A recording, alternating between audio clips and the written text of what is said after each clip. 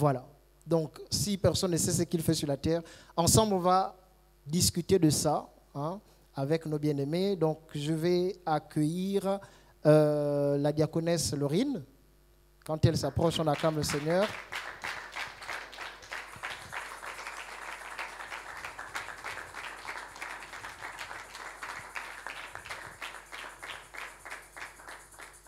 Tu peux t'asseoir. On va accueillir l'ancienne Yasmi. Quand elle approche, on acclame le Seigneur. Et comme on ne va pas les appeler de manière séparée, on va l'accueillir avec son époux, le diacre Franck.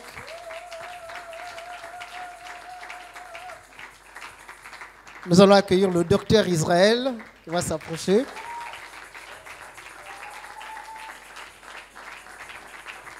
Et le diacre Josué qui s'approche aussi également.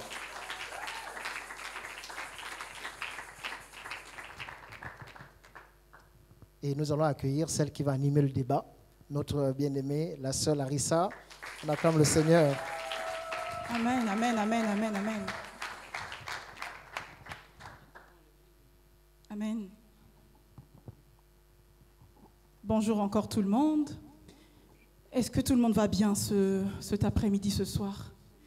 Est-ce que le peuple de Dieu, une jeunesse forte et puissante, elle peut dire Jésus? Jésus! Non, non, non, non, s'il vous plaît. Oh, frère Garcia, excusez-moi, ancien Garcia a dit tellement de choses. Est-ce qu'une jeunesse qui sait qu'elle doit impacter peut dire Jésus? Amen. Bon, ce que je crois, c'est qu'au sortir de ces moments, tu vas crier Jésus encore plus fort. Amen.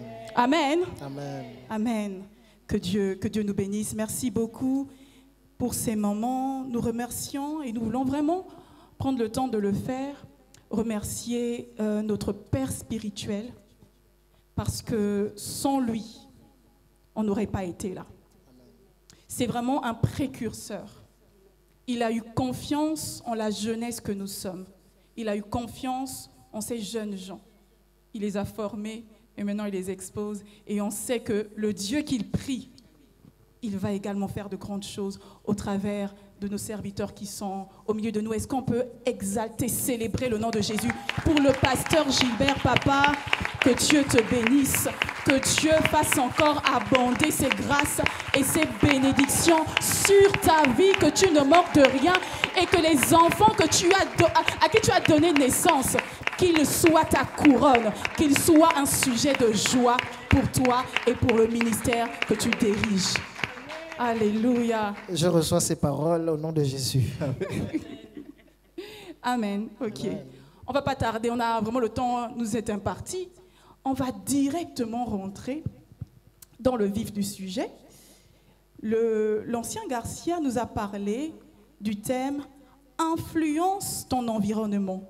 Et moi, je ne représente pas tout le monde. Vous les connaissez déjà. Hein? Vous avez déjà l'habitude.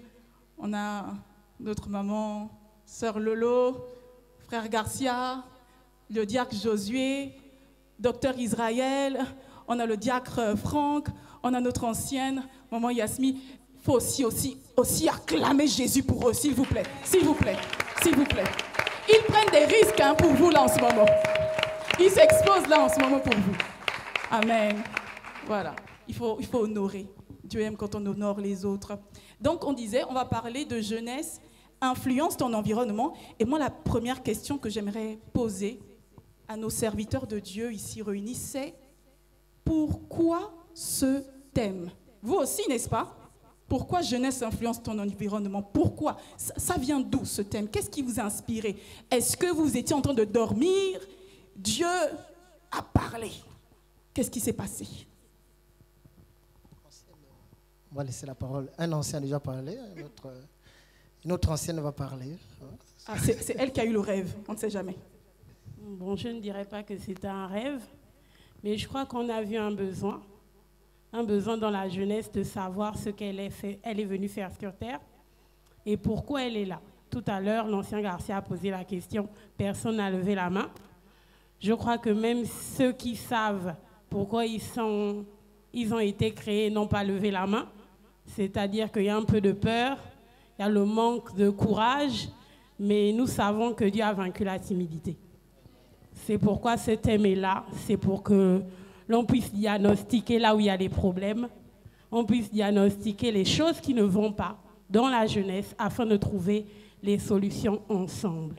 Les solutions sont dans la parole de Dieu et nous avons soupiré après le désir de pouvoir donner des réponses aux jeunes, aux chrétiens, afin qu'ils ne prennent pas les réponses ailleurs, mais qu'ils se nourrissent dans la maison.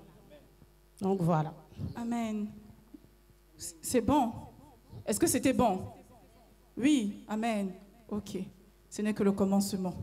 Alors, je vais donner aussi quelques instructions. Je demanderai l'aide du protocole.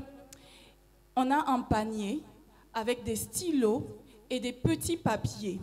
Donc, le protocole va passer dans les rangées, va distribuer les stylos, les papiers à tous ceux qui en ont besoin. Vous avez une question. Écrivez la question, mettez dans le papier. Tu n'as pas besoin de mettre ton nom. Tu peux être discret. Si tu ne veux pas qu'on sache que c'est toi, tu poses la question, on ne sait pas. Mais nous, on reprendra les questions et on va les poser au panel qui est avec nous ici. Donc, on revient à la réponse de maman Yasmi qui nous dit le thème jeunesse, influence ton environnement, c'est parce qu'ils se sont rendus compte que la jeunesse dans laquelle on est n'influence pas. C'était ça, si je peux résumer.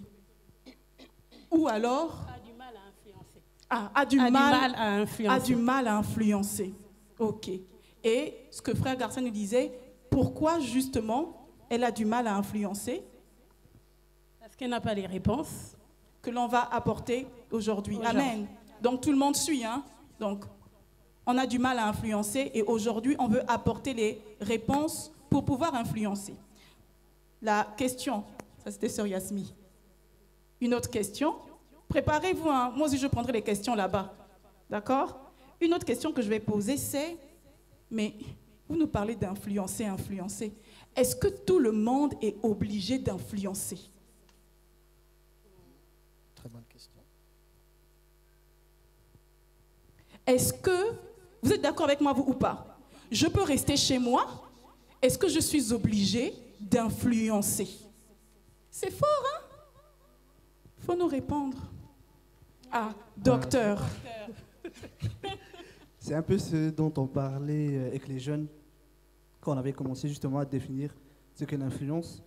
Et en échangeant, en fait, j'ai réalisé que quoi qu'il arrive, on a tous une influence. Même si on n'en a pas conscience, on influence tous en fait d'une manière. C'est-à-dire que même si tu fais rien, dans ton inactivité, tu influences. En fait, tout ce qu'on fait, toutes les actions qu'on pose, a une influence. Donc quand tu réalises, déjà quand tu as conscience que tu as une influence, quoi que tu fasses, bah, c'est là où en fait, tu décides d'être soit une influence positive, soit une influence négative.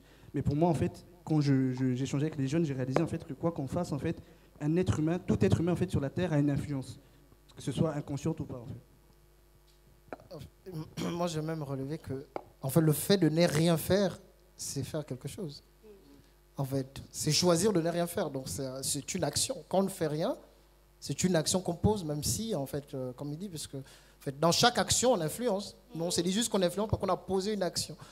Mais même quand je ne pose pas d'action, ben, le fait de ne pas poser... Je prends un exemple, par exemple. Bon, moi qui suis père, par exemple, j'ai des enfants. Ben, si je suis inactif, je ne fais rien, ben, je suis en train de poser des actions. C'est-à-dire, ils vont me voir que je ne fais rien. Ben, et aussi, ils ne vont rien faire. Voilà, en fait, c'est ce que je veux dire. C'est-à-dire que ton inaction, ben, c'est une action qui va influencer ce qu'il est en train de dire. Même quand je ne fais rien, ben, j'influence parce que ne rien faire, c'est une action aussi. Après, on peut revenir à la parole de Dieu. Amen. Oh là là. Dans la parole de Dieu, on a plein de personnes qui ont influencé. Esther était jeune. Quand elle s'est mariée avec le roi, elle a influencé. David était jeune, à 17 ans. Il a influencé en tuant Goliath. Shadrach, Meshach et Abednego étaient jeunes en allant dans la fournaise ardente. Ils ont influencé. Donc, on est obligé d'influencer. Parce qu'on est né pour influencer. L'ancien Garcia a dit, nous sommes la lumière. La lumière est là pour briller. Donc, peu importe qui tu es là pour briller, Donc, tu dois influencer. Et positivement, bien entendu. Moi, je prends un verset biblique. C'est dans le livre de Genèse, au chapitre 1, au verset 27 et 28. La Bible déclare, « Dieu créa l'homme à son image. Il le créa à l'image de Dieu. Il créa l'homme et la femme. Dieu les bénit et Dieu leur dit, « Soyez féconds, multipliez, remplissez la terre et assujettissez-la.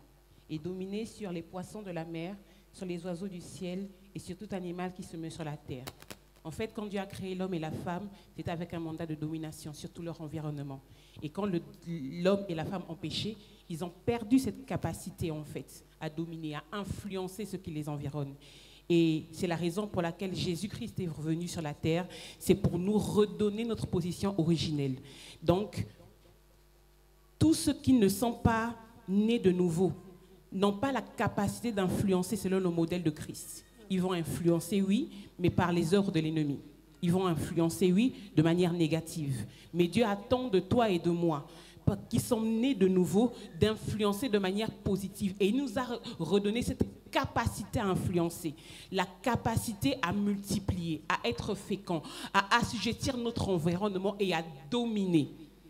Donc, c'est la raison pour laquelle toi et moi, on n'a pas d'autre choix que d'influencer ce qui nous environne. C'est ce que Dieu attend de nous. Quand il a dit que la terre doit être assujettie par nous, que notre environnement doit être, nous devons le dominer, c'est qu'il voulait nous dire influence ce qui t'environne, influence ce qu'il y a autour de toi. Tu ne peux pas être juste comme un plus sur la terre, juste manger, marcher, boire et dormir. Non, il faut que tu influences tout ce qui t'environne. Et c'est ce que Dieu dit dans Genèse quand il dit « multiplie, sois fécond, assujettis et domine ». Amen. Vous aimez la parole, hein? Quand elle a commencé à sortir la Bible comme ça, là, tout le monde était concentré. Amen. Que Dieu soit béni pour la vie de notre maman. Juste avant qu'on continue, on va passer à d'autres questions. Mais j'aimerais, s'il vous plaît, membres du panel, qu'on nous donne, hein, même aux jeunes qui sont là, une définition assez claire, plus. Parce que même moi, j'ai encore un peu des doutes. Je dois influencer, j'ai encore un peu de doutes. Est-ce qu'on peut avoir une définition? C'est quoi exactement influencer? Alors, bonsoir à tous. Moi, je vais caricaturer un petit peu. Alors, je vais prendre cette bouteille, par exemple. La parole dit, on est sel de la terre et lumière du monde. Cette bouteille, si tu l'ouvres tout à l'heure, tu la bois, tu ne vas rien sentir. D'accord? Mais si on met du sel à l'intérieur, le sel va faire quoi? Le sel va influencer la teneur en eau, de cette eau-là. En fait, le goût de cette eau ne sera plus, ne sera plus neutre, il y aura un goût différent. Tu vas ressentir le sel. C'est ça, influencer. Amen. Un jeune doit influencer son environnement en étant différent. Il faut qu'on voit quelque chose de différent. D'accord? Vous avez tous des amis, vous êtes tous au collège, par exemple, ou au lycée, ou à la faculté. Mais ce qui fait de toi la différence des autres, c'est quoi? C'est ta manière d'être. C'est ta manière d'agir, même de te vêtir. Les autres, ils s'habillent d'une manière débrayée. Si toi, tous les jours, tu es soigneusement habillé, même celui qui, même le président de la faculté va te remarquer que cette jeune fille ou ce jeune homme, il est différent. C'est ça, influencer. Je ne sais pas si j'ai bien répondu à vraiment la définition, mais pour moi, c'était plus parlant de caricaturer pour qu'on puisse comprendre. C'est à ça que la parole nous appelle, à influencer, à être la lumière. Une lumière, c'est-à-dire que vous arrivez dans un lieu sombre, d'accord, et il n'y a rien. C'est le noir, la pénombre totale. Mais quand tu viens avec même une infime lumière, la personne qui a dit à 100 mètres, il va t'apercevoir. Vouloir ou pas, il va t'apercevoir. C'est l'influence. C'est à ça qu'on nous appelle la jeunesse. Donc ce soir, j'espère avoir des jeunes qui sont venus pour comprendre l'influence et qui, au sortir de là, vont avoir l'idée d'aller influencer. Amen? Amen. Amen? Amen. Oui, oui.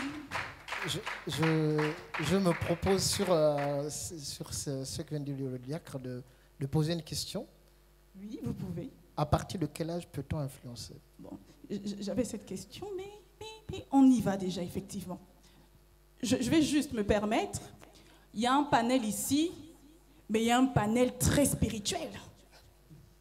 Des hommes d'onction, juste là en face de nous. Donc, on va poser une question. Hein? À partir de quel âge peut-on influencer? Panel. Oui, maman Isa. Est-ce qu'on peut donner un micro, s'il vous plaît? C'est participatif, hein?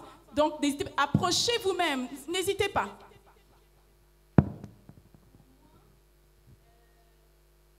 Il faut juste activer le micro, s'il vous plaît.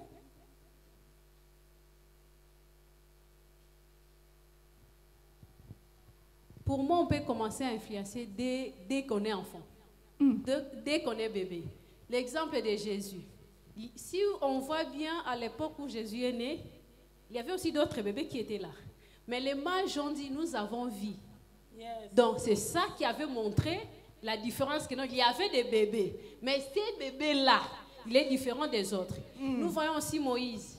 Quand on a commencé à tuer les bébés, la maman de Moïse a mis Moïse dans le panier, il lui a laissé aller dans le fleuve. Mais quand, comment je peux dire, tous les enfants de cette génération, on les avait tués, mais Moïse n'était pas tué. Et voir même un étranger qui a grandi dans le palais royal. Donc, c'est déjà influencé. Donc, on peut commencer à influencer dès qu'on est enfant. Et je peux ajouter, pour moi, si déjà, toi-même tu comprends que non, peut-être dans mon enfance, je n'avais pas encore influencé. Quand tu as maintenant Jésus, tu dois maintenant commencer à influencer. Amen. Est-ce qu'on peut acclamer? Non, Amen. Ça s'annonce fort, hein? Oh. Amen. Non. C'est tranchant. Amen.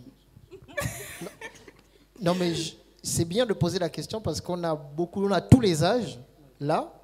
Et il est bon que chacun sache qu'il n'est pas là pour accompagner les autres. Amen. Quel que soit ton âge, ne te dis pas, bon, ça c'est pour ceux qui sont un peu plus grands que moi. Je suis venu parce qu'il fallait venir. Mais sachez que quel que soit votre âge, vous pouvez être la personne par laquelle Dieu peut passer pour intervenir dans votre famille. Amen. Ne sous-estime pas ton âge. Accroche-toi au Seigneur, cherche le Seigneur, prie le Seigneur. C'est peut-être même par toi que les miracles vont arriver dans la maison. Amen. Amen. J'ai un verset biblique. Oui, Donc, Jérémie chapitre 1, versets 4 à 5. La parole de l'Éternel me fut adressée en ces mots. Avant que je t'ai formé dans le ventre de ta mère, je te connaissais. Et avant que tu ne sois sorti de son sein, je t'avais consacré, je t'avais établi prophète des nations. Je répondis, ah Seigneur éternel, voici, je ne sais point parler, car je suis un enfant. Et l'Éternel me dit, ne dis pas, je suis un enfant. Car tu iras vers tous ceux auprès de qui je t'enverrai et tu diras tout ce que je t'ordonnerai. Donc voici Dieu qui s'adresse à Jérémie, qui dit à Jérémie qui il est, qui lui révèle son identité, ce à quoi il a appelé. Et Jérémie dit à Dieu, je suis un enfant. Et Dieu dit à Jérémie, ne dis pas que je suis un enfant. Amen. Donc il n'y a pas d'âge pour influencer. Même un enfant est capable d'influencer. Alléluia. Amen, amen. Est-ce qu'on peut acclamer? On est en train de finir cette première partie introductive sur l'introduction, sur l'influence. Et il y a une chose, j'ai aimé, moi j'aime trop la parole. Vous savez que quand maman Isabelle parle de cet exemple de Moïse, Moïse a chamboulé l'Égypte. Ce n'était pas permis qu'il y ait un Israélite dans le palais royal premier. C'est que la beauté de Moïse, là, l'influence là de Moïse, il est entré comme ça, bébé seulement. C'est extraordinaire, hein? Il a chamboulé les choses. Ah, vraiment, il n'y a pas d'âge, même le bébé. Consacré, même les enfants. Amen. Et donc, on va rentrer dans la deuxième partie qui a déjà été un peu introduite quand on disait « ne dis pas que tu es un enfant ». On a parlé de l'âge. Tous ces éléments, en fait, ça rentre dans l'identité, finalement. Et c'est le deuxième point que le frère Garcia a évoqué lorsqu'il faisait son introduction, comment influencer. Donc, on a dit de tout âge, mais on va maintenant passer sur la question de est-ce qu'il doit y avoir, est-ce que je dois connaître, mon identité pour pouvoir influencer. Oui, diacre. Si je peux me permettre, bonsoir à tous. Je dirais qu'en fait, quand l'ancien Garcia parlait, ça m'a inspiré une parole. Quand on parle d'identité, il faut aussi savoir que lorsque tu prends position pour quelqu'un, pour une cause, tu prends position pour toi-même. Il disait que si en tant que père, il était inactif, ça veut dire que la prise de position que tu prends pour un rôle que tu dois tenir, si tu ne le prends pas, la décision en fait se répercute sur toi-même automatiquement. Donc quand Larissa parle de l'identité, lorsque tu vois un criminel en train de voler et que tu décides de ne pas prendre position, la parole de Dieu déclare même que si tu vois un mal être commis et que tu ne prends pas de position, que tu es neutre, tu es complice. Donc ça va affecter directement ton identité chrétienne. Et là, ce que je veux dire, c'est que l'identité chrétienne dépend justement des prises de position. On ne peut pas être entouré de criminels et d'assassins. Je prends vraiment un exemple extrême pour que l'on puisse tous comprendre et ne rien faire. Parce que ça veut dire que l'on accepte quelque part ce qui est en train de se produire. Donc ne pas prendre de position ou prendre position pour quelque chose, c'est en fait être sur le moment en train de définir sa propre identité. Donc toutes les prises de position que l'on est en train de prendre tous les jours, on est en train nous-mêmes de définir notre propre identité. Et la conscience parle, c'est-à-dire qu'il va arriver un jour où on va se regarder, on va se dire, il y a eu telle et telle situation, je n'ai pas réagi, donc je suis comme ça. Mais une personne qui, même si tu as peur, même si tu es tétanisé par le regard des gens et que tu te dis à ce moment-là, je veux prendre position, le jour où tu vas repenser, où tu vas commencer à douter, tu vas te dire, ah non, le jour-là, lorsqu'on était en train de critiquer, comme David il a fait, il a entendu qu'on parlait mal, il s'est dit non, Goliath aujourd'hui, je vais finir avec Goliath. Et c'est à partir de ce moment-là qu'il s'est défini lui-même comme étant un vaillant héros. Parce qu'il a pris une position et derrière, il a pu s'identifier justement à cela et définir sa propre identité. Amen. Un petit exercice encore. Bon, je ne vais sélectionner personne, ne vous inquiétez pas. Mais est-ce que quelqu'un peut un tout petit peu dans la salle, avant de revenir sur notre magnifique panel, est-ce que quelqu'un peut nous dire qui il est? Qui? Est-ce que quelqu'un peut se tenir debout, donc le micro? Est-ce que tu sais qui tu es? L'identité. Quelle est ton identité? Quel est le nom que tu portes? On nous a donné l'exemple ici là de David. David savait qui il était, donc c'est pour ça qu'il a pris position.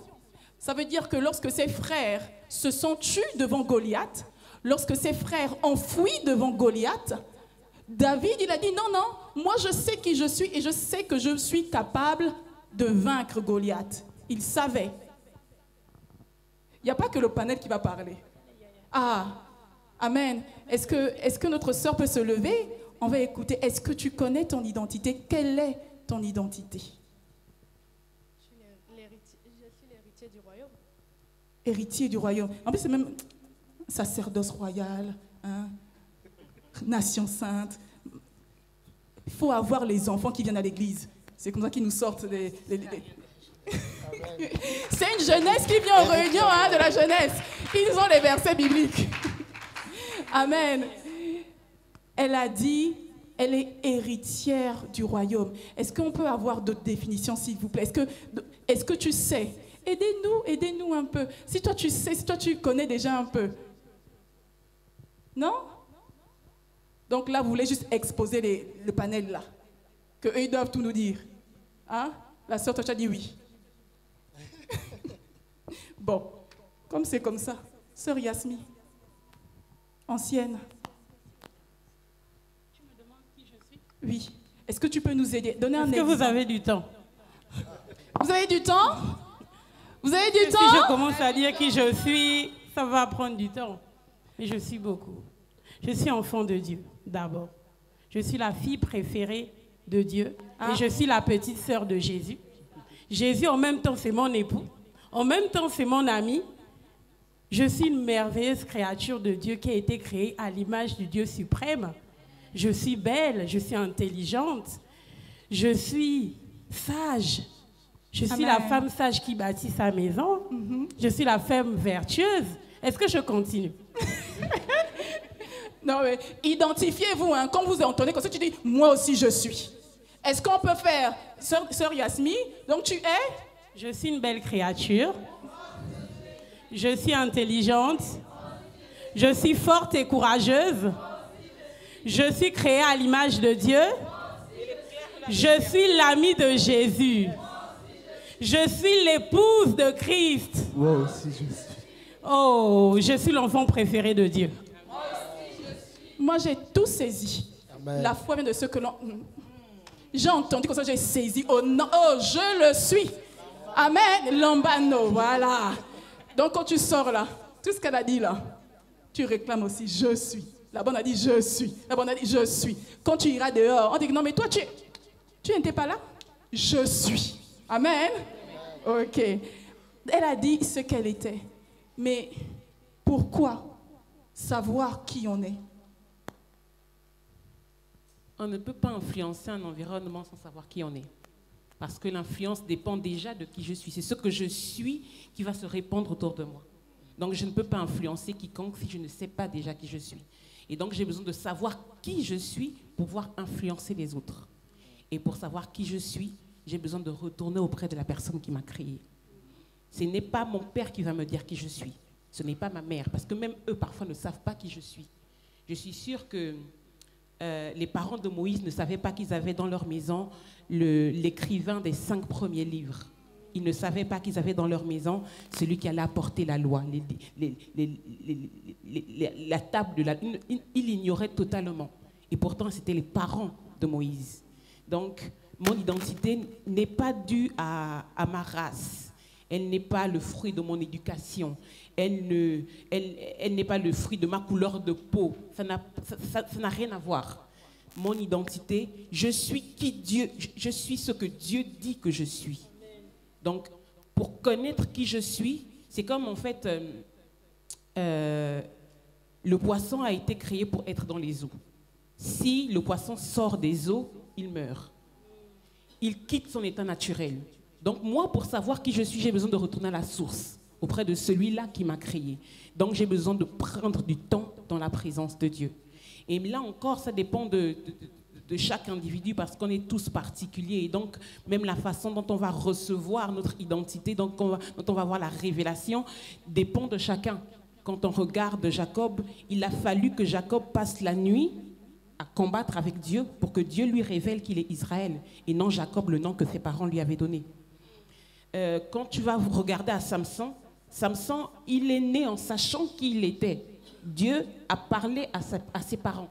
Donc, quand il est sorti du sein de sa mère connaissait déjà qui était l'enfant qu'elle portait dans son sein. Donc, tout dépend de chacun. Il y a pour d'autres, ils auront une révélation, ça va tomber du ciel. D'autres devront la chercher. D'autres, ça va venir au cours des années, dans leur marche, ils sauront qui ils sont. D'autres, comme Jésus, comme Jean-Baptiste, comme Samson, ils vont le découvrir aussitôt. Donc là encore, c'est au cas par cas. Amen. Amen. Est-ce que quelqu'un a une question? C'est dur, hein? Oui, maman. Est-ce qu'on peut passer le micro, s'il vous plaît?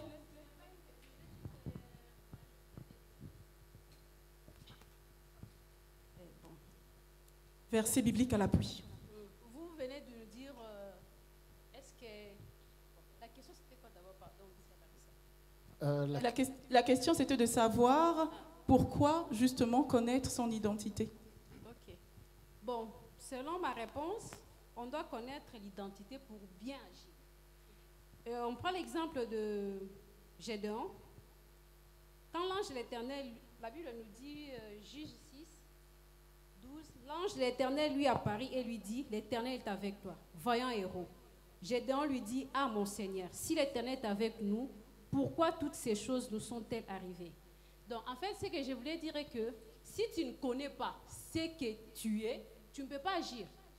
Donc Gédéon avait la possibilité de sauver son peuple, mais tellement il ne savait pas qui il était, c'est pour cela qu'il était comme ça.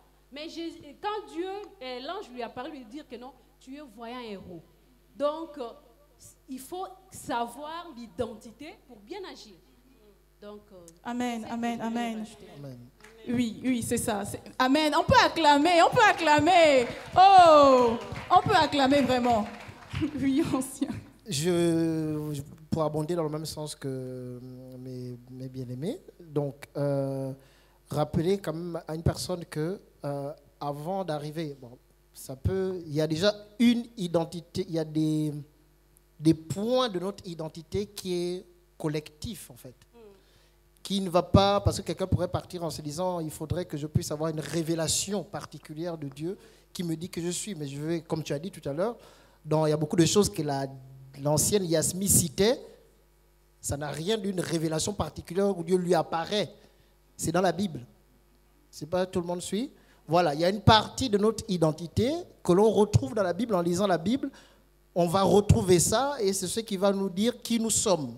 C'est aussi dans la Bible. Amen. Ce n'est pas juste une révélation qu'il faut aller prier, parce que tu peux dire je mets la Bible de côté et que je vais aller prier, Dieu va me révéler qui je suis. Oui, il y a la dimension Dieu te révèle de façon particulière aussi des choses qui sont propres à toi, mais je voulais juste rappeler qu'il y a une grosse partie de notre identité qui est déjà dans la Bible, à laquelle tout le monde peut avoir accès, et c'est celle-là où tu peux tout de suite savoir aussi certaines choses qui te concernent de qui tu es réellement. Amen. J'aimerais renchérir sur ce que disait l'ancien Garcia et sur la réponse de Joyce quand elle parlait de l'héritier. Et je pense que, comme le dit Garcia, en fait, il faut déjà comprendre qu'on est déjà co-héritier de Christ. C'est-à-dire que la première identité la plus importante, c'est de savoir déjà qu'on hérite déjà d'une identité avant d'hériter de biens, avant d'hériter de dons, avant d'hériter de talents, de ministères, on hérite d'une identité. Et pour faire comprendre ce point, je vais juste lire le livre de Galates 4, verset 1. J'ai trouvé ça intéressant. Galates 4 nous dit « Or aussi longtemps que l'héritier est enfant, je dis qu'il ne diffère en rien d'un esclave, quoi qu'il soit le maître de tout. » En fait, là, on voit en fait, un héritier qui n'a pas conscience de son identité. En fait. Et la Bible dit que aussi longtemps qu'il n'a pas la conscience de cette identité, il va demeurer comme un esclave alors qu'il est maître de tout en fait. Et c'est important en fait en tant que chrétien, avant même de chercher, comme dit Garcia, un appel particulier, il faut déjà comprendre qui l'on est en fait en général. Qui l'on est en fait, on hérite d'une identité, c'est Christ. La Bible dit qu'il nous a fait participants en fait de la nature divine. Donc avant même justement de trouver cet appel particulier, il faut commencer par comprendre qui l'on est devant Dieu en fait. Et il y a un échange que j'aime, c'est l'échange entre Jésus-Christ et Pierre. Lorsque Pierre en fait dit à Jésus qu'il est le Messie, Jésus lui répondra « Et toi tu es Pierre ». En fait, Pierre, en identifiant qui était Christ, il s'est identifié lui-même. Je sais, je peux dire ça comme ça.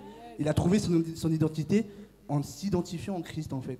Et c'est vraiment important parce que c'est un piège aussi dans lequel moi je suis tombé en fait, de chercher des appels particuliers, de se dire mais qui je suis particulièrement, qu'est-ce que Dieu attend de moi. Mais la réponse la plus principale, elle est déjà dans la parole, comme dit l'ancien Garcia.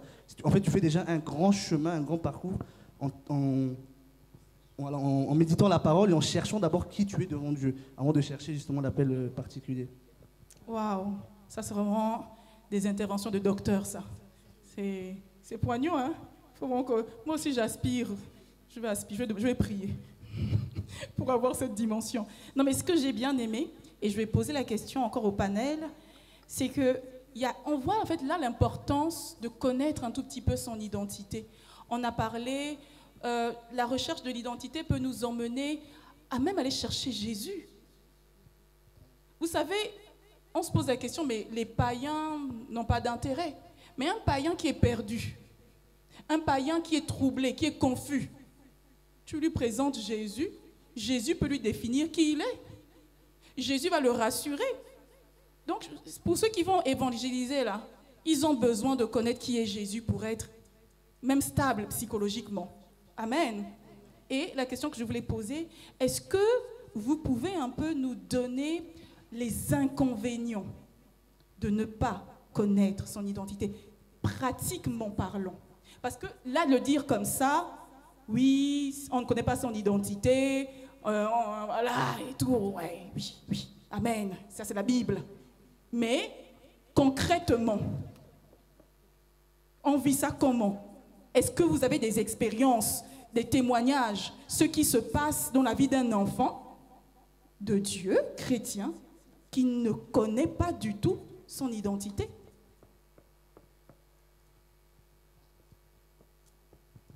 Moi, là, tout de suite, j'ai envie de prendre l'exemple de Samson. Voici quelqu'un à qui Dieu a parlé à ses parents. Dieu a été clair sur qui il était, mais Samson ne connaissait pas qui il était. Parce que si tu sors de la mission, c'est que tu ne sais pas qui tu es. Ou même encore, si tu n'accomplis pas ce que Dieu t'a demandé, c'est parce que tu ne sais pas qui tu es. Donc si Samson est parti, il a fait tout sauf accomplir la mission, c'est-à-dire sauver le peuple d'Israël, parce que Dieu voulait sauver par lui. Dieu voulait délivrer Israël des Philistins par lui.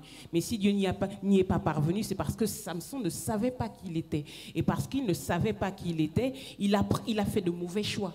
Et les choix qu'on fait déterminent nos destinées, dans la réussite comme dans l'échec. Donc, moi, je vais prendre là tout de suite, je vais prendre l'exemple de Samson. Voici quelqu'un qui avait tout pour réussir, qui... D'autres vont chercher à connaître c'est quoi la raison pour laquelle ils sont nés. Mais lui connaissait déjà la raison pour laquelle il était né. Mais pourtant, il n'a pas accompli ce pourquoi il est né. Donc ça ne suffit pas d'avoir l'information. C'est-à-dire que Dieu peut t'apparaître et peut te dire, bon, voici ce que j'ai fait de toi. Mais c'est comme quand Dieu parle à Moïse. Moïse dit, mais non, est-ce que tu n'entends pas comment je parle ? Est-ce que tu ne vois pas que j'ai la langue que je bégaye? Quand il parle même à Jérémie, en fait, Jérémie dit, mais je ne suis qu'un enfant, parce que là, à cet instant, aucun d'eux n'a la révélation. Ils ont juste l'information de qui ils sont, mais ce n'est pas devenu révélation en eux. Donc, je peux avoir l'information sans pour autant avoir la révélation. Aussi longtemps que je ne suis pas révélé, je demeure un esclave. C'est comme on nous a dit là. Donc, quand on ne sait pas qui on est, on n'accomplit pas le but pour lequel on est arrivé sur la terre et on devient un échec. L'échec. Et surtout, quand on ne sait pas qui on est, on tourne en rond. Beaucoup de personnes aujourd'hui tournent en rond parce qu'ils ne savent pas qui ils sont. Je donne un exemple simple. Quand tu ne sais pas qui tu es, tu gagnes le bac. Tu ne sais pas à quoi tu as appelé, tu vas faire un bac quoi? Déjà, ce n'est même pas toi-même qui as choisi. On te l'a imposé par tes notes de classe. Mais tes notes de classe, toi-même, tu n'étais même pas conscient que toute ta vie était en train de se faire. À 15 ans, qui sait à quoi il a appelé? Personne, la plupart du temps. Et l'inconvénient, c'est quoi? Tu fais une filière et après, tu te rends compte des années plus tard que le travail que tu as fait ne te plaît pas. Tu n'es pas heureux. Tu fais quoi? Tu ressors du système. Tu cherches pour les plus courageux, les plus vaillants. Tu recherches à te former, réinsertion professionnelle, et tu vas perdre des années parce que tu ne sais pas qui tu es. Donc, à vous qui êtes là aujourd'hui, il est urgent que vous fassiez cette prière. Seigneur, je suis appelé à quoi faire? Quelles sont les études que je dois faire? Quel est le métier que je dois faire? Comme ça, au moment venu, tu es sûr d'être épanoui dans le travail pour lequel tu as été appelé. Ce n'est pas tes parents qui doivent décider. Ce n'est pas la société qui doit décider. C'est Dieu qui sait quel est le métier que tu dois faire. C'est Dieu qui sait ce que tu es appelé à faire et où tu vas t'épanouir. Et bien souvent, on tourne en rond parce qu'on ne sait pas qui on est. Amen. Amen, oui. Verset biblique. Toujours. Proverbe 16, verset 4, la Bible dit, l'Éternel a tout fait pour un but. Pas des buts, un but, tout. Donc, ça dit que chacun de nous a été fait pour un but. Amen. Tu n'as peut-être pas été fait pour construire une maison, parce que pour nous, c'est ça les buts. Je construis la maison, je me marie, je fais des études, c'est ça, non? C'est comme ça qu'on nous a élevés. Tu dois faire l'école, tu te maries. Tu dois te marier avant 30 ans. Voilà, tu fais les enfants, tu travailles, tu construis des maisons, tu t'occupes des familles autour, et puis tu vas à la retraite. La famille n'est pas cassée. Waouh, j'ai réussi. Est-ce que c'est le but? Point d'interrogation. Donc, chacun, on a été créé pour un but. Et comme disait l'ancienne, chacun doit chercher son but. Il faut connaître ton but. Amen. Et si tu ne sais pas qui tu es, les autres te donneront une identité qui n'est peut-être pas la tienne. C'est ça Donc, le gros ils problème. t'emmèneront dans des endroits où tu ne dois peut-être pas être parce que tu ne sais pas qui tu es. On t'emmènera en boîte de nuit, mais comme tu ne sais pas qui tu es, tu iras. On te donnera les cigarettes, comme tu ne sais pas qui tu es, tu fumeras. On t'emmènera te droguer, mais comme tu ne sais pas qui tu es, tu te drogueras. J'ai écouté un homme, il est déjà décédé, c'est un serviteur de Dieu, et il a dit qu'à 14 ans, il a eu la révélation de sa mission, de ce pourquoi il était né. Et il dit, ça a déterminé tout dans sa vie. Il dit, il s'est marié vierge parce qu'il savait qui il était.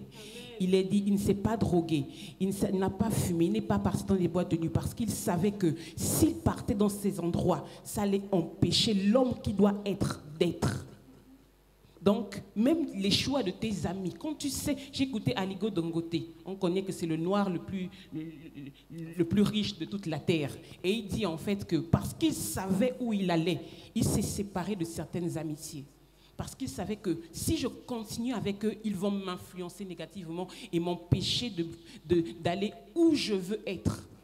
Donc, on a l'obligation de savoir qui on est, par amour pour nous-mêmes.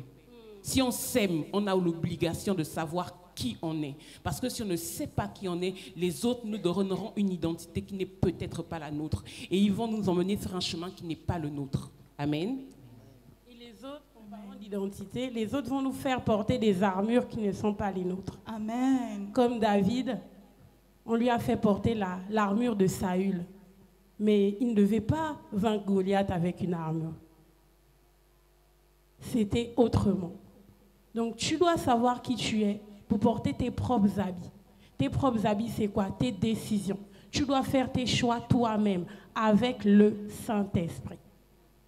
Quand tu sais où tu dois aller, à chaque fois que tu as une décision importante pour ta vie, tu as un carrefour, tu dois prendre le temps de fléchir les genoux.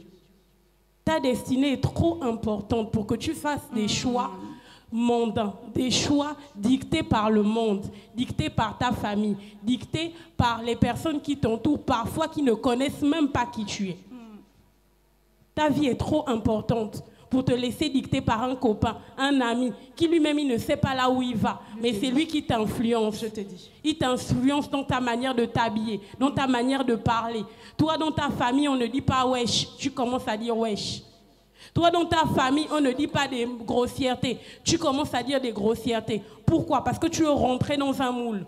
Parce que tu veux plaire aux autres. Tu portes une armure. Tu as un comportement à la maison.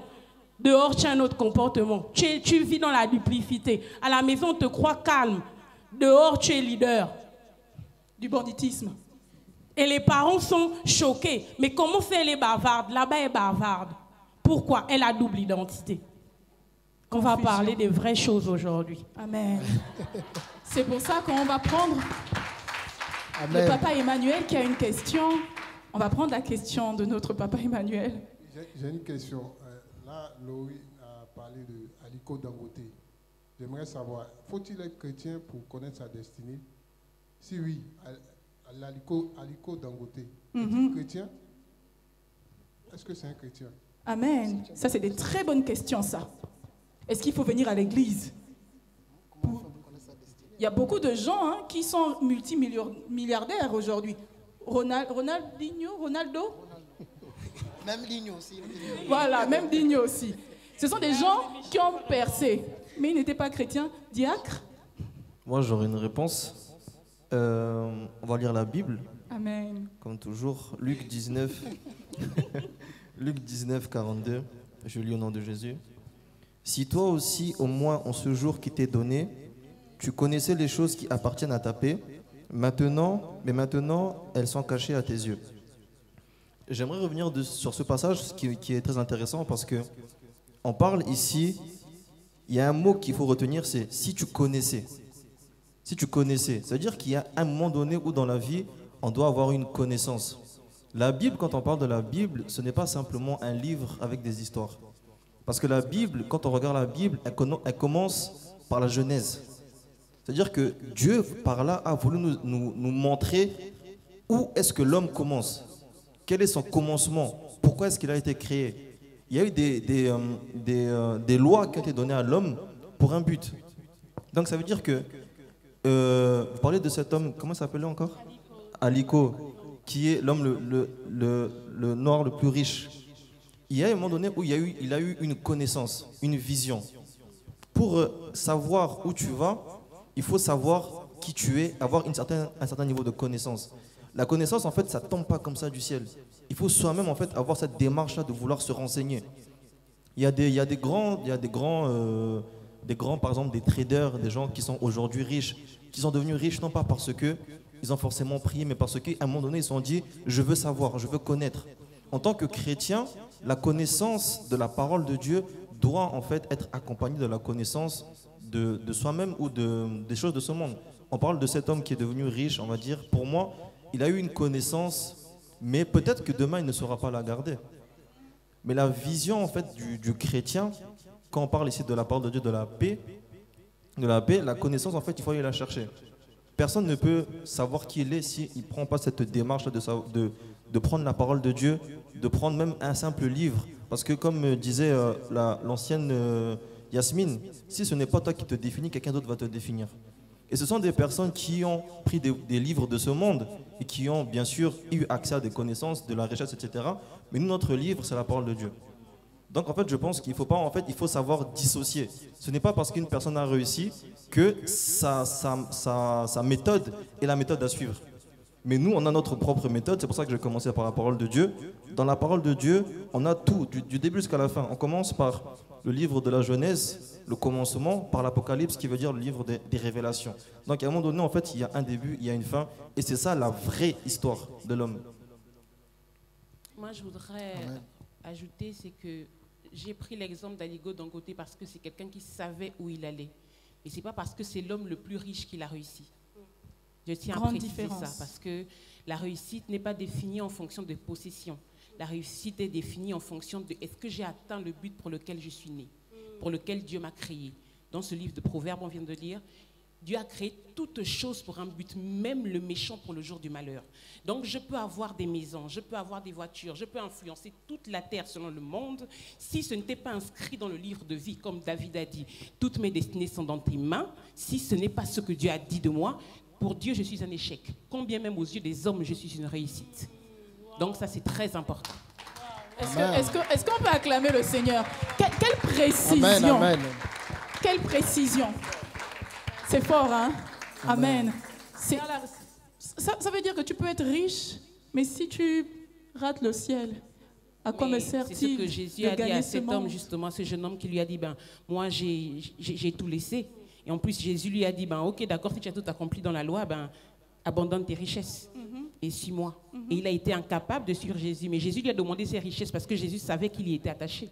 Pas parce que Jésus voulait indexer les riches, c'est pas ça. C'est parce que Jésus savait que dans son cœur, ce qui était sur le trône de son cœur, c'était ses richesses. S'ils avaient été autre chose, il lui aurait pointé du doigt autre chose. Amen. Amen. Amen. Donc c'est important à savoir. Oui, maman Isabelle. Bon, moi je vais essayer de répondre à la question que vous avez dit. Quelles sont les conséquences de ne pas influencer? Bon, premièrement, si un enfant de Dieu, ou bien tu n'arrives pas à influencer, on va t'influencer. Bon, tu as dit aussi, on doit donner l'exemple. Je donne l'exemple de ma vie. Quand j'ai grandissé, je suis née dans une famille chrétienne. Une maman là très catégorique, donc on ne voulait pas bouger. Mais à partir de l'école, j'ai trouvé une amie qui m'a dit, tu sais quand tu danses bien, on peut aller être danseuse. La sœur danseuse maintenant. Alors, directement, j'ai accepté ça. J'ai dit, ah oui, on peut aller. Et j'ai décidé de fuir la maison, de partir, sans dire à quelqu'un. Mais heureusement pour moi, parce que Dieu me voyait, il m'a envoyé quelqu'un. Un serviteur disait que je ne connais pas. Donc, depuis que j'ai grandi, je ne l'ai jamais vu. Donc, il est venu, les jours-là, je n'étais même pas à l'église, j'étais à la maison. Il a prophétisé sur ma mère, il a dit, je vais voir ta fille. Tu as une petite fille que je dois... Non, j'ai un message de me mettre à cœur de lui parler. Et quand on est venu le soir, le serviteur de Dieu me dit, tu avais décidé cette semaine d'aller quelque part. Toi-même, tu connais. Mais là où tu devais aller, tu n'allais même pas faire 1 an. Donc, tu seras déjà morte. Mais aujourd'hui, Dieu me dit de te dire, si tu tournes, donc tu les suis, il va te donner d'abord une longue vie. Et il m'avait promis, tu vivras en Europe. Et il m'avait promis, donc je vais te bénir. Bon, qu'est-ce que je vais dire par là? Donc, quand toi-même, tu ne sais pas influencer. Parce que si j'étais en mesure d'influencer cet ami par rapport à l'éducation ou bien par rapport à ce qu'on vivait dans la maison, je ne pouvais pas aller dans ces chemins-là. Or que les chemins-là m'ont mené à la mort plus tard. Donc, je n'allais même pas totaliser l'âge où je suis aujourd'hui, même pas voir mes enfants. Donc, ça allait déjà finir il y a longtemps. Amen. Mais quand maintenant Dieu m'a parlé, j'ai dit non. Ah, ok, donc la route là n'est pas bien. Donc, je me suis dit non, en fait, je me suis retournée. Moi, j'ai dit non, je n'irai pas. Amen. Et aujourd'hui, Dieu m'a fait grâce, je suis là. Amen. Donc, il y a des choses où, comme vous avez dit, quelles sont des conséquences. Donc, les conséquences, c'est que si je n'avais pas, si je n'avais pas écouté Dieu, ou bien si Dieu ne m'avait pas fait grâce, j'allais partir dans ces chemins-là et Amen. Me retrouver déjà, je ne sais pas quoi. Amen. Donc, Amen. Manque de quoi? Manque d'influencer. Parce que nos enfants sont là, on les apprend, et Dieu a dit ceci, on est toujours là à l'église, c'est pour les apprendre ce qui est bien. Alors si ils n'arrivent pas à influencer les autres, et les autres vont l'influencer, à les faire dérouter même leur vie. C'est comme la prédication de papa, l'autre fallait dire, tu vas rater ta saison. Donc quand tu rates ta saison et que tu n'as pas la grâce, que Dieu te récupère. Donc, Amen. Et c'est ça le problème. Attention, on veut bien souligner, tout le monde n'a pas la grâce que Dieu envoie un prophète. Ce ne sera peut-être pas ton cas. Donc le jour où tu as pris la décision, on va donner le micro, il y a encore une question, de suivre les autres. Peut-être que toi tu iras et que tout sera scellé là-bas. Oui, on prend la question. Est-ce qu'on peut avoir le traducteur, s'il vous plaît, pour nous aider? Eu gostaria de falar ainda sobre a identidade. Eu gostaria de dizer que... Il faut allumer le micro, s'il vous plaît.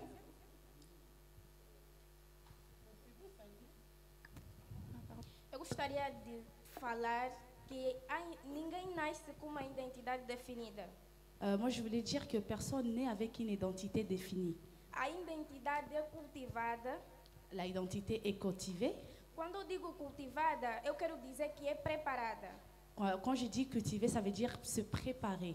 Mesmo cristão, para dizer que é cristão, é necessário que ele possa cultivar e encher a sua própria identidade da palavra de Deus. Même un chrétien, avant de dire qu'il est un chrétien, il doit déjà se cultiver et se remplir de la parole de Dieu. Pessoa nenhuma que não encheu a sua própria identidade com conhecimento ou com aquilo que realmente quer, pode dizer que eu sou bonita, eu sou sábia e eu sei aquilo que realmente quero. Quelqu'un qui se... Ninguém que encheu a sua vida com conhecimento. Personne qui a rempli sa vie avec la connaissance. Sim, com aquilo que realmente quer, que eu vou dar um exemplo como pessoas que estudam. Je vais donner un exemple comme les jeunes qui partent à l'école. Se você não se aplica, se você não estuda, se você não programa aquilo que você quer realmente ser, si tu révises pas et que tu fais pas des efforts, você não chegará naquilo que é o teu objetivo, que é se tornar qualquer tipo de coisa que você prescreveu ao longo da tua vida. Tu vas pas réussir ton année. Então, é necessário que você encha você mesmo de conhecimento. C'est nécessaire que toi déjà tu puisses commencer à réviser, à te remplir de connaissances. E aí você definirá a tua própria identidade. Et c'est là où tu vas définir ta propre identité. Por isso é que muitas das pessoas existem, eu já vi exemplos de pessoas que se perguntaram: por que eu conheço Deus e não sou rico?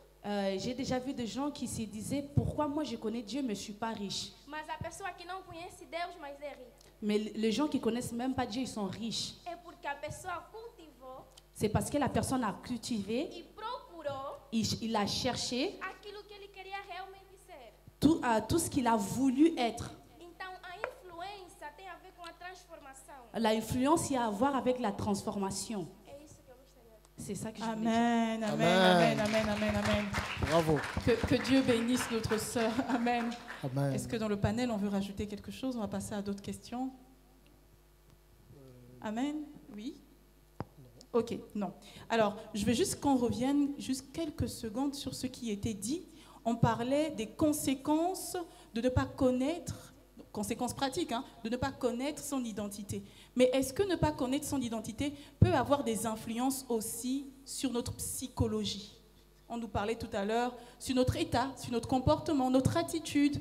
Est-ce que une personne, justement, bon, moi, c'est ce que je pense en tout cas, qu'une personne qui ne connaît pas son identité, c'est un jaloux plus en devenir.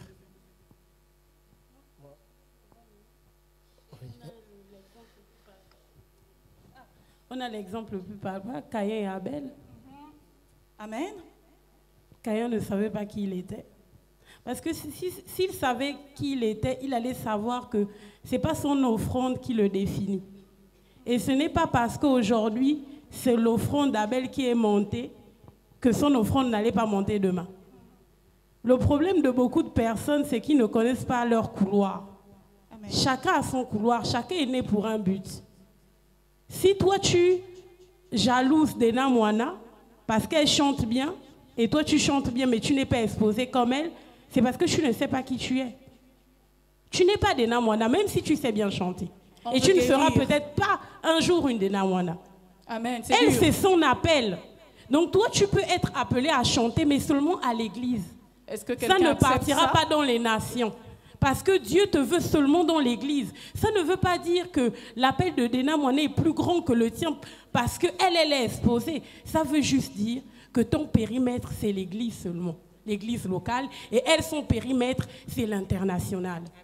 Et lorsqu'on connaît qui on est, on accepte sa saison. On accepte son couloir, on accepte son moment. Ce n'est pas parce que l'autre est marié que je dois me marier. Ce n'est pas parce que l'autre est en CDI que je dois avoir un CDI. Ce n'est pas parce que l'autre a acheté une voiture que je dois acheter une voiture. Ce n'est pas parce que l'autre a voyagé et allé dans tel ou tel pays que je dois le faire. Chacun a sa saison. Il y a toi, tu es peut-être le manguier, l'autre est le bananier, l'autre est le goyavier. Les fruits ne donnent pas tous à la même saison. Non mais, est-ce que quelqu'un veut guérir ce soir? Faut guérir, hein? Faut guérir. N'est-ce pas? Moi, j'ai lu quelque part, et c'était même un païen qui disait qu'il a pris l'exemple des grains de pop-corn. Et il a dit, les grains de pop-corn sont tous mis dans la même casserole, chauffés à la même température, mais le pop ne se fait jamais au même moment. C'est profond. L'essentiel, c'est que tu deviennes popcorn. Amen. Et que Jésus dit, bon et fidèle serviteur. Amen. Ah, amen. Non, c'est très important. Même quand on parle de l'amour de Dieu dans l'Église, on parle des uns et des autres. Vous savez, il y a des choses, tu peux même toi-même bloquer ta propre destinée. Pourquoi? Parce que tu as envié l'autre. Parce que comme l'ancienne vient de dire, parce que tu regardes, toi tu veux devenir milliardaire, mais qui t'a dit? Qui t'a dit? Est-ce que c'est forcé? C'est pas pour tout le monde. C'est pour ça qu'il faut comprendre et il faut aussi accepter. Amen. Tu me donnes la parole? Oui. Ah. Non, mais je voulais revenir sur l'identité par rapport à ce que disait notre sœur. Parce que pour certains vont s'arrêter à l'idée de connaître intellectuellement. En fait, la connaissance intellectuelle de l'identité va toujours amener les jalousies, les frustrations. Parce que tu vas dire, en fait, tu as une connaissance intellectuelle de qui tu es, c'est différent de la révélation. C'est ce qu'elle disait, c'est-à-dire la personne travaille à son identité. Donc, c'est-à-dire, c'est pas quelque chose qui arrive comme ça, on dit, bah, oui, tu es co-héritier de Christ. Ça, c'est l'intelligence. Mais il ne faut pas que ce soit une information. En fait, il faut que tu te sentes. Voilà, c'est ce que je veux dire. Il faut que cette identité, tu la sentes en toi. Il faut que quand tu te réveilles le matin, tu te sens co-héritier. Vous voyez, c'est ça. Voilà, sinon ça reste que de la théorie. Et en effet, dans les domaines où on a expérimenté ça, quand tu l'as expérimenté, tu ne peux pas l'expliquer, mais tu sens la force de vivre ce que la parole dit. Tu ne fais pas un effort. Tu ne fais pas quelque chose de « non, moi, la Bible dit que je suis ça ». Non, tu sais que tu es ça et tu le pratiques, en fait, tu le manifestes parce que tu l'es, parce que tu l'as reçu et que ça s'est intériorisé. Voilà, donc c'est juste pour dire que l'identité, ce ne sera pas juste une connaissance intellectuelle, mais c'est que quand elle a maturé, quand elle est devenue, c'est ça qui va nous délivrer des frustrations, des problèmes psychologiques, des gens qui sont angoissés, etc. Voilà. Je pose une question et je laisse la parole au diacre, parce que ça revient aussi à cela. La Bible dit que ce qui n'est pas le fruit d'une conviction est un péché. C'est que même au départ, si tu as juste entendu, vous savez que des fois on pêche bêtement, hein. Tu as juste entendu, comme on disait, la première base c'est la Bible. Tu prends ce qui est écrit dans la Bible, tu te dis non, bon, vu que tel était prophète, moi aussi je suis prophète, tu sais que tu me montres de pécher contre Dieu. Parce que tu es en train de rentrer, ou bien les gens qui disent que non, oh ils sont Paul. Hein? Qui t'a dit que tu es Paul? C'est pour ça que la conviction, même la révélation, si tu n'as pas cette révélation, cherche. Et c'est par rapport à cette question, c'est par rapport à ça que j'aimerais poser une question qu'on a posée dans le public. Un chrétien peut-il se tromper sur sa destinée? On précise, bien entendu, la personne a eu la conviction. Il est allé prier. Dieu lui a dit. Mais c'est moi qui lis ou pas? Oh. Elle a dit qu'elle lit la question. Mais si je lis, laisse-moi lire. Lis bien. Donc, la personne allait chercher Dieu. La personne allait chercher Dieu. Hein? Parce qu'il y a aussi prier. C'est ça aussi le problème. Donc, la personne allait chercher Dieu. La conviction de ce que c'est ça là, c'est ça c'est pour moi. Et au fur et à mesure, la personne se rend compte que c'est pas ça. Est-ce que c'est possible de rater sa destinée alors qu'on avait la conviction? Donc la personne donne son propre exemple, qu'elle avait la conviction et qu'au fur et à mesure, la conviction s'est avérée fausse. Est-ce que c'est possible? La conviction venait d'abord d'où? C'est ça la première question. C'était aussi. l'esprit ou la chair? Non, c'est une question bien très, très intelligente. La conviction, là, tu es convaincu par qui ou par quoi? Qu'est-ce qui t'a convaincu? On peut aussi savoir, c'est pour ça qu'on pose des questions là. La conviction vient d'où? À quel moment est-ce que je peux aussi dire que non, là je suis certain que c'est Dieu qui m'a parlé? Parce qu'il y a beaucoup qui prient. Est-ce que vous êtes d'accord avec moi, non? Nous tous là on prie. On a aussi des révélations. Mais après on échoue. Mais ça veut dire que ce n'était pas une vraie révélation. Quand on a la vraie révélation de Christ, on n'échoue pas. Quand on a la vraie révélation de Christ, on n'échoue pas. Le Saint-Esprit n'est pas un menteur. Le Saint-Esprit n'est pas un menteur. Quelqu'un ne peut pas dire qu'il allait chercher Dieu. Il a entendu Dieu et Dieu l'a menti. C'est faux. Dieu a menti à qui dans la Bible? C'est que la personne elle-même, c'était sa conviction de sa propre chair. Il faut apprendre à prendre nos responsabilités quand on s'est trompé.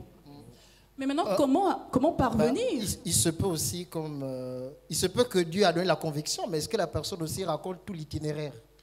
Voilà. Comprenez ce que je veux dire? Parce que Dieu peut donner la conviction, mais dans ton itinéraire, peut-être que tu as pris des chemins... toi-même, tu es sorti de... Toi-même. Voilà, ça peut être ça. Oui, peut-être que tu étais Sarah ou tu étais Jonas.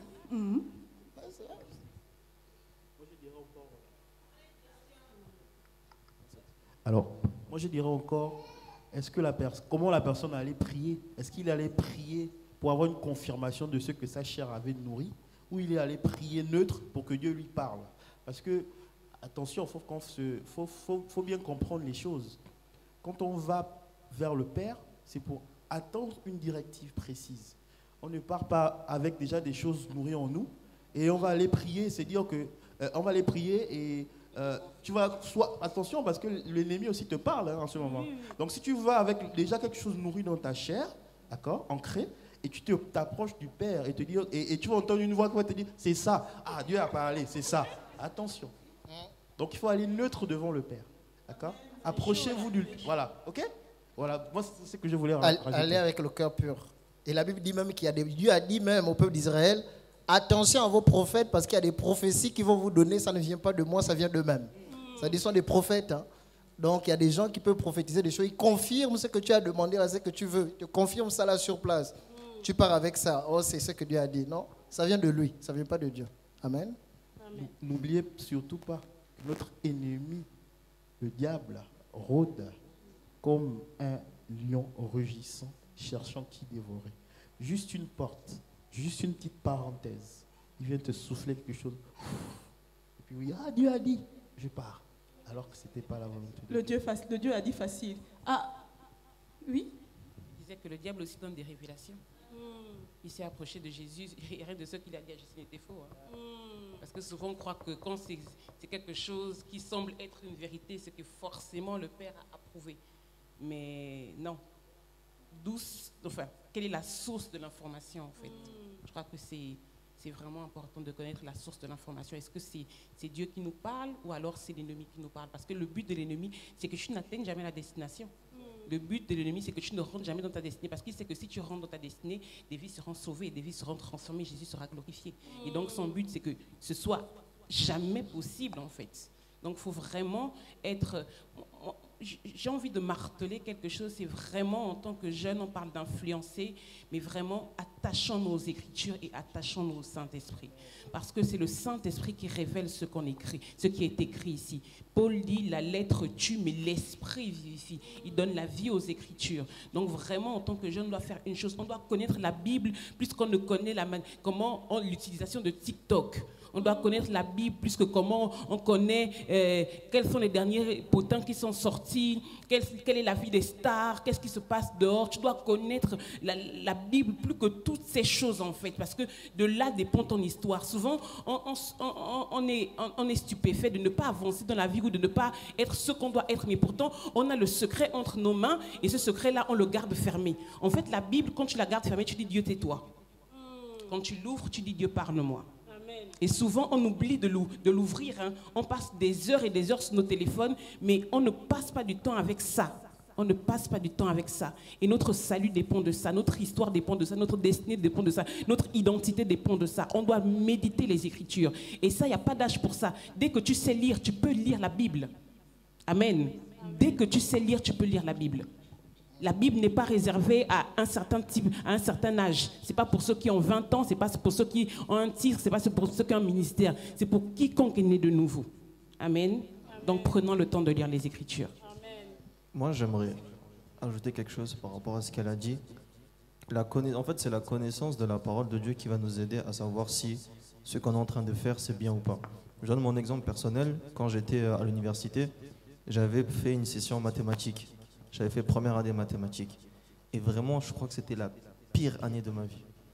Et j'avais le choix entre refaire l'année et me donner plus ou changer. Mais changer de filière totalement.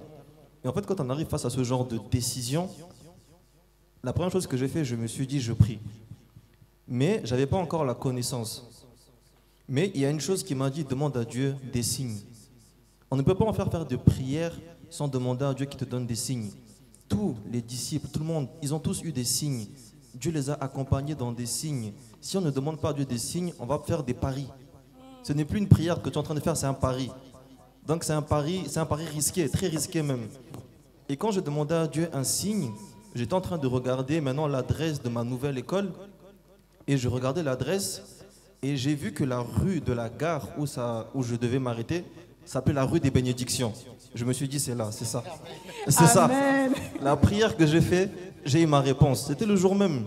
J'ai fait ma prière, j'ai eu ma réponse. Je me suis dit, la coïncidence avec eux, ça n'existe pas. Il n'y a pas de coïncidence. Si tu as besoin de 2 signes, demande 2 signes. Dieu va te donner 2 signes. Si tu veux 3 signes, Dieu va te donner 3 signes. Parce que Dieu est là il va nous convaincre en fait. Mais faire juste une prière et se dire, j'y vais, tu n'as pas de signe, il n'y a rien qui t'indique que ce que tu es en train de faire, c'est vrai ou pas, c'est un pari que tu es en train de faire. Dieu n'a pas encore parlé que toi-même tu es en train de t'inventer une révélation, de t'inventer un signe. Dieu n'a pas encore parlé. Le signe ne viendra pas de toi. Il viendra peut-être de l'extérieur. Un homme de Dieu va te dire, ce que tu fais, c'est bien ou pas. Tu vas entendre une voix, entendre quelque chose de l'extérieur qui va te convaincre. De nous-mêmes, on ne peut pas se convaincre nous-mêmes que ce qu'on est en train de faire, c'est Dieu qui a dit. Parce que c'est impossible. Parce qu'en nous, il y a la chair aussi. Comment tu discernes? Personne ne peut discerner sa propre voix lorsqu'il a des envies, des choses qui montent en lui. Parce que la voix, quand tu as un désir, ça va peut-être même être plus fort que l'Esprit de Dieu qui est en toi. Parce que l'Esprit de Dieu, quand il parle, il est calme, il est doux. Quand il te convainc, ça passe. Mais quand c'est nous-mêmes, on se dit, ouais, c'est ça, on est chaud. Mais tu pars, tu tapes le mur. Donc, c'est ça que moi, je voulais dire. Oui. Docteur. C'est fort. Je vais juste appuyer ce que le diacre Josué a dit par un verset. Ecclésiaste, chapitre 3, verset 11. La Bible dit, il fait toutes choses bonnes. Ecclésiaste 3, verset 11. Chapitre 3, verset 11.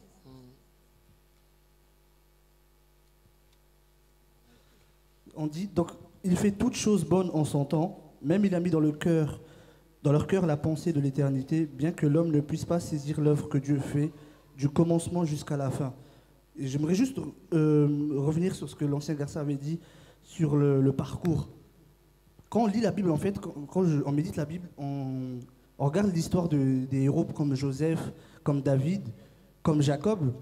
Ce sont des personnes, en fait, à qui Dieu je vais prendre par exemple l'exemple de Joseph, à qui Dieu a parlé personnellement par des visions, par des rêves. Et lorsque Joseph, moi je me mets à la place de Joseph, lorsque Joseph regarde les circonstances, s'il regarde aux circonstances, il se dira, dans les circonstances, il n'y a rien qui soit cohérent par rapport à ce que Dieu m'a montré, en fait. C'est là où on disait, est-ce que Dieu a déjà menti à quelqu'un dans la Bible? Lorsqu'on regarde aux circonstances, on va penser que Dieu nous ment, en fait. On va penser qu'on est dans le mauvais chemin, en fait. Et ce verset, en fait, nous dit que Dieu a fait toutes choses bonnes dans son temps. Déjà, la première chose qu'il faut savoir, c'est que lorsque Dieu nous parle, lorsque tu es convaincu que c'est Dieu qui a parlé, il y a une notion de paix. En fait, le Saint-Esprit, comme disait Méchac, la conviction que t'amène le Saint-Esprit, il est accompagné de paix, en fait. Le Saint-Esprit ne peut pas, c'est pas un Dieu de trouble. Ça veut dire que le Saint-Esprit ne peut pas te parler et t'es encore troublé, en fait. C'est impossible. Donc, quand le Saint-Esprit te parle, il va toujours accompagner cette parole de paix, en fait. Et à part la paix, il va t'accompagner de patience aussi. Parce qu'il dit, il fait toutes choses bonnes en son temps. C'est-à-dire que dans son plan, il a tout fait pour un temps, en fait. Et nous, en fait, en tant que chrétiens, on est trop... on attend trop...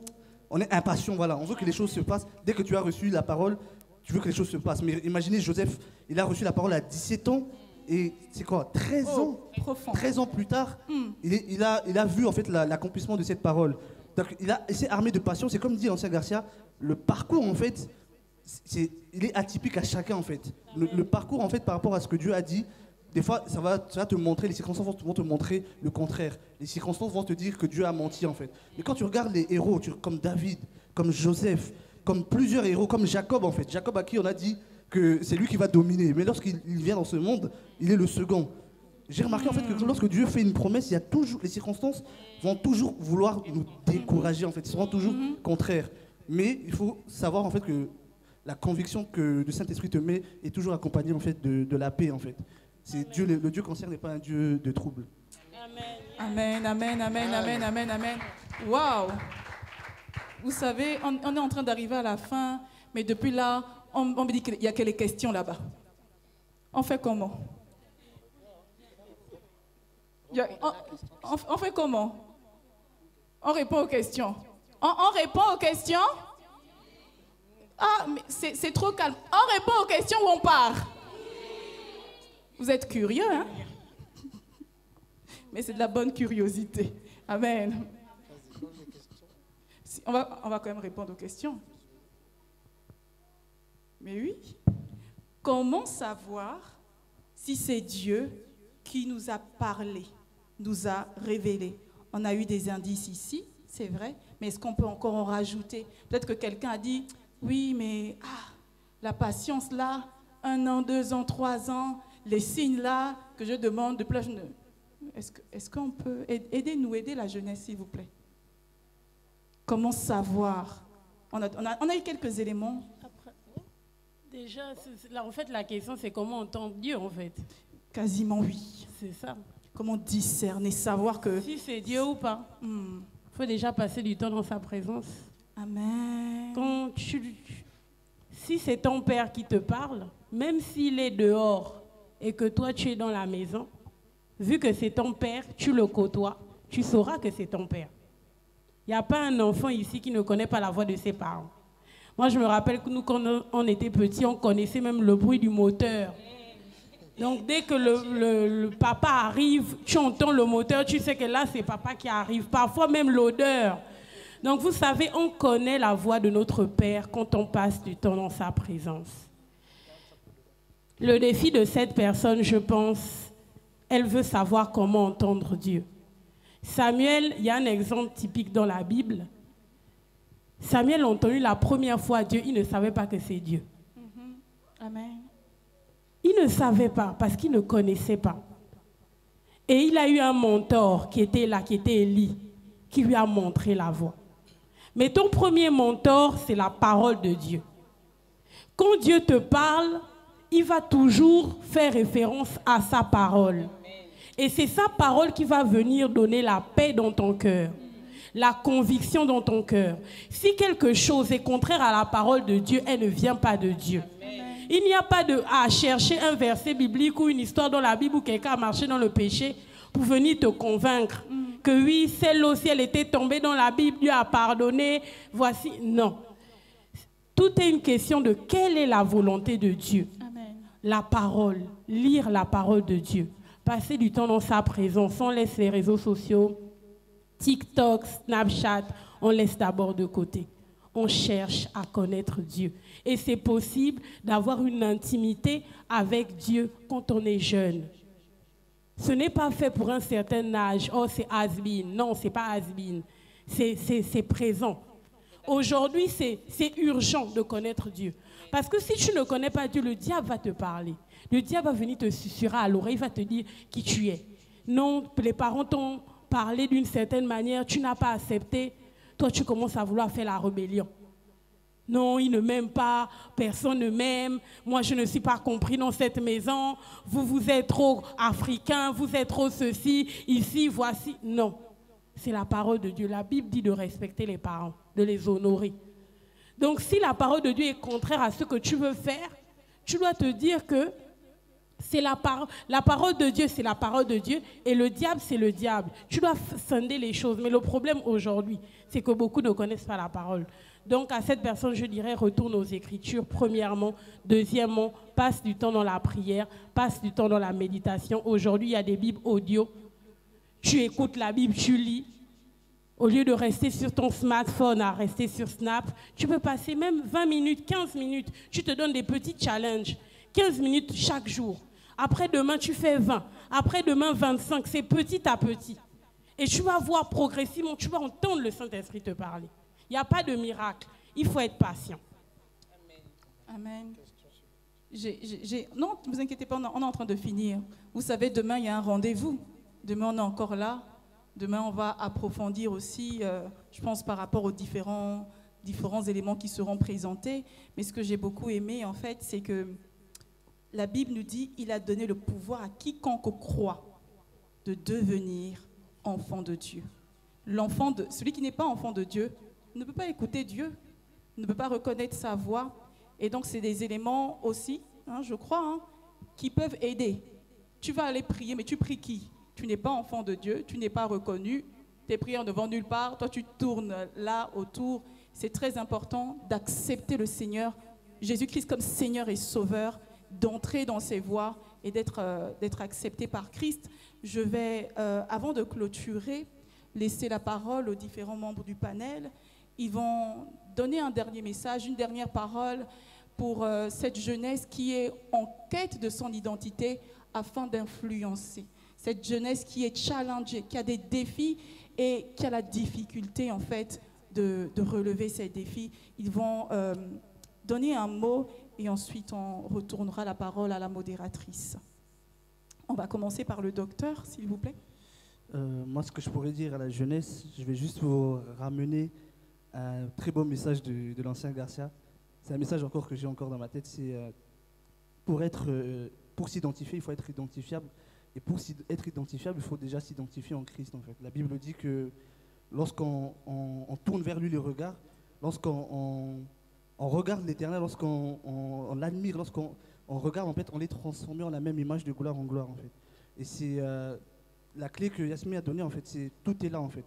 Lorsqu'on passe du temps dans la présence de Dieu, Dieu ne va jamais te manquer, en fait, de te dire qui tu es, parce que c'est un bon père. C'est un père responsable. Donc quand tu passes du temps dans sa présence, plus tu passes du temps dans sa présence, plus tu vas devenir la personne que Dieu veut que tu sois, en fait. Donc l'intimité, la consécration, c'est ce que je pourrais dire.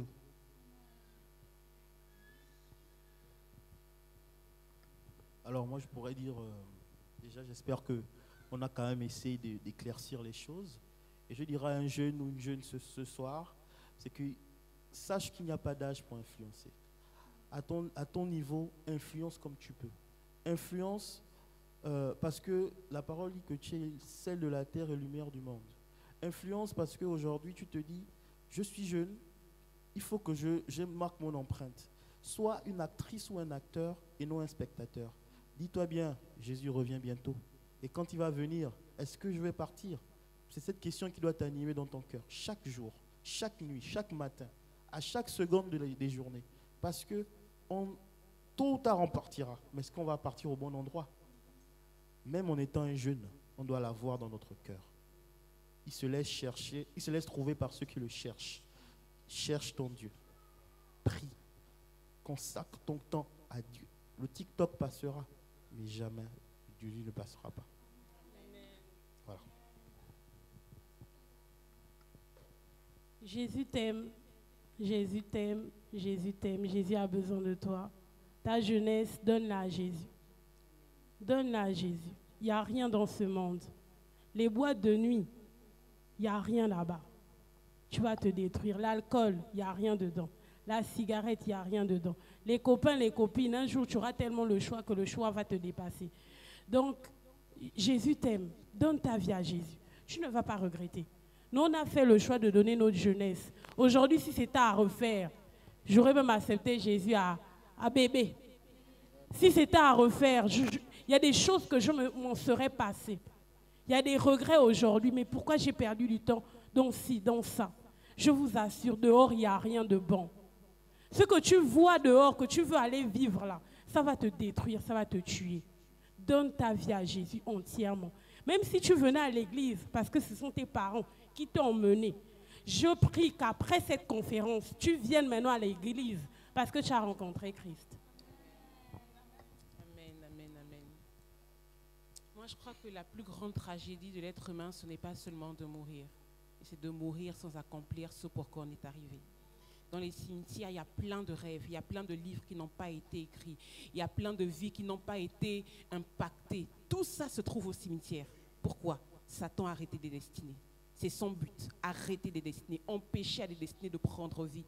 Donc, ne donne pas cette opportunité à Satan. Ne donnons pas. Non, quand je dis ne donne pas, c'est comme si ne donnons pas à Satan cette opportunité. Vivons la raison pour laquelle, en fait, accomplissons le but pour lequel on est né. Accomplissons le but pour lequel on est né. Et personne n'est venu sur la terre accompagner les autres. Ça, la personne. C'est-à-dire que Dieu n'a rien fait, en fait, par hasard. Tu n'es pas le fruit du hasard. Tu n'es pas le fruit. C'est-à-dire que même si tes parents ne s'aimaient pas, même s'ils ne te voulaient pas, Dieu te voulait. Les scientifiques ont prouvé que lorsque l'homme et la femme se rencontrent, quand les spermatozoïdes sont libérés, il y a 500 millions de spermatozoïdes qui sont libérés. Mais tu as été le seul. C'est-à-dire que dès le sein de ta mère, tu as déjà été vainqueur. Tu as vaincu parce qu'il y avait 500, donc il y a 499 que tu as battu. Amen. Donc là, même déjà, à l'intérieur du sein de ta mère, tu étais déjà vainqueur. Donc marche avec la tête d'un gagnant. Marche en te disant que je peux tout par celui qui vit en moi. Je peux tout avec Jésus. Jésus dit, Christ en moi, l'espérance de la gloire. Et avec lui, on accomplit des exploits. Alléluia. Donc c'est ce que je voulais dire. Amen. Amen. Ce que j'aimerais dire à quelqu'un, c'est de se souvenir que la Bible dit que nous sommes l'ouvrage de Dieu et que nous sommes préparés pour accomplir les bonnes œuvres qu'il a préparées d'avance pour nous. Amen. Donc, Dieu n'attend pas que nous puissions exister pour nous donner un but à accomplir. Est-ce que tout le monde comprend? C'est-à-dire que Dieu a un but et c'est pour ça que nous existons. Dieu a quelque chose qu'il veut faire et donc il t'a fait toi, pas nous. Parce que ne vois pas nous, ne reçois pas comme étant nous. Dis-toi qu'il y a quelque chose à faire sur cette terre-là et Dieu m'a mis pour que je puisse faire cette chose et ce n'est pas quelqu'un d'autre qui va la faire. Amen. Et donc, nous avons été rachetés pour accomplir des bonnes œuvres que Dieu a déjà préparées d'avance pour nous. Et pour que nous puissions y arriver, nous devons tout le temps être dans notre position d'enfant de Dieu. Amen. Et si nous sortons de cette position-là, nous ne pouvons plus accomplir ce que Dieu attend pour nous. Et pour ça, nous devons marcher droit devant le Seigneur, marcher dans la crainte du Seigneur et à l'écoute de la parole de Dieu. Amen. Amen.